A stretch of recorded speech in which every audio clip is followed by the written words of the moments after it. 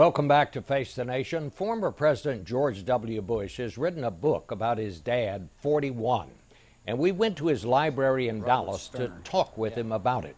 Many of you saw part one of that story on Sunday morning. In part two, the former president talked a little politics, including the possibility that his brother Jeb may run for president in 2016. There's a lot of speculation about him. I occasionally fuel the speculation by saying that I hope he runs. I think he'd be a very good president. I understand the decision-making process pretty well, and I know that he's wrestling with the decision.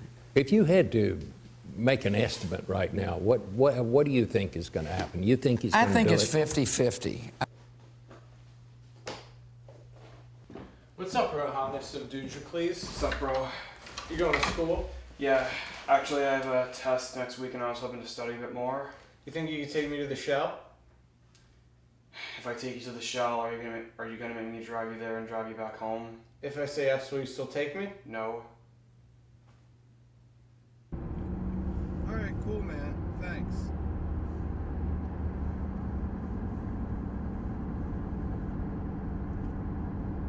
Hey, do you remember that time I wrote on Facebook that I didn't respect George Bush as a president?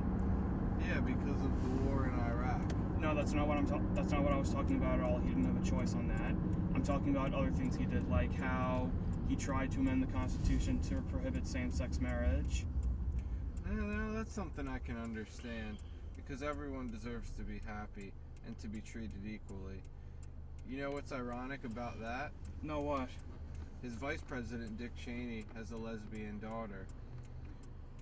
And his party was being chaired by a gay man. Yeah, that's right, Ken Melman. And during his re-election campaign in 2004, he actively exploited anti-gay bigotry. Well, let's get one thing straight. This doesn't mean George Bush is a bad guy. He did do some good things. For example, he signed a law that allowed for broad tax cuts. And before that, the original highest marginal income was 39.6%. And after the cuts were made, the highest was 35%. Yeah, it wasn't just that. Like, I heard that he accepted over an estimate of 87,000 refugees per year. Yeah, exactly. You're right. And the worst thing that can happen is we get a president who puts his own personal needs before the needs of the people. Donald Trump. Politics are like yin and yang to me. Either the choices a political figure makes are good or bad. Either the choices they make have good in the bad or bad in the good. You know what I mean? Yeah, you're right. And I was watching this documentary on Star Wars and its references to history and politics.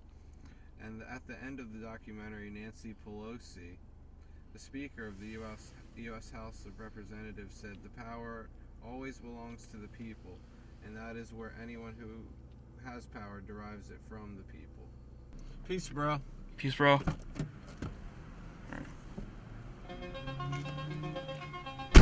He and I are very close.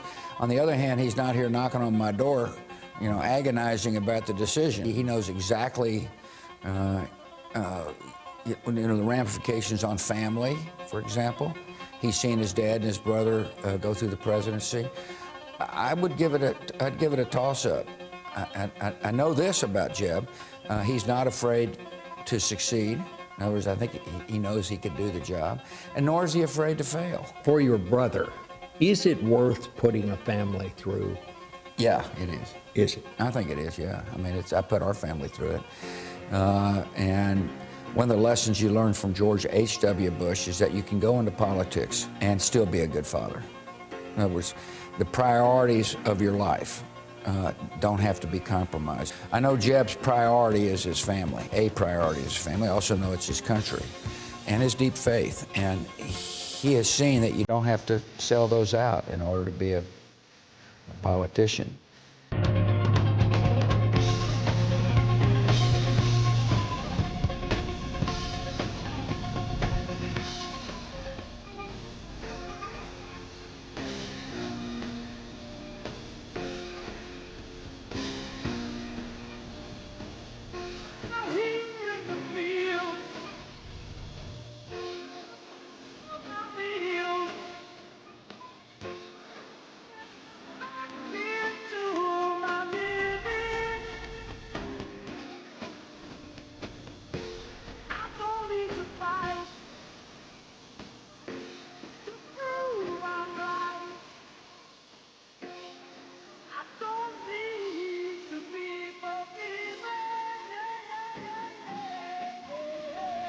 society has a serious issue with body image.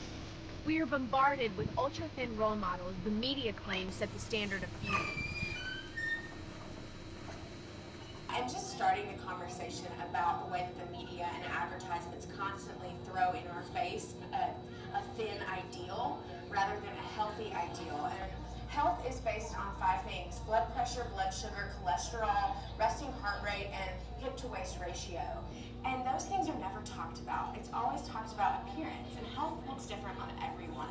And so I just really want to start that conversation and have the opportunity to stand as a national role model and advocate for loving the skin you're in. I struggled with my body image since I was probably 9 years old and started comparing my body to those around me. I was a dancer, and so I spent a lot of time in front of a mirror in a leotard and tights. And not only did I look at my body, but I looked at every other girl in the room's body. And I was curvier. I developed more quickly. I was a head taller than everyone else in my class. And I thought that was wrong. I didn't understand that it's our differences that make us beautiful. And so yes, I've struggled with body dissatisfaction for years. I remember taking diet pills when I was 15 years old and struggling with disordered eating. And so I think it's these things that make me a vulnerable role model and that make me relatable, and people can understand, wow, if she's gone through that, then maybe I'm okay.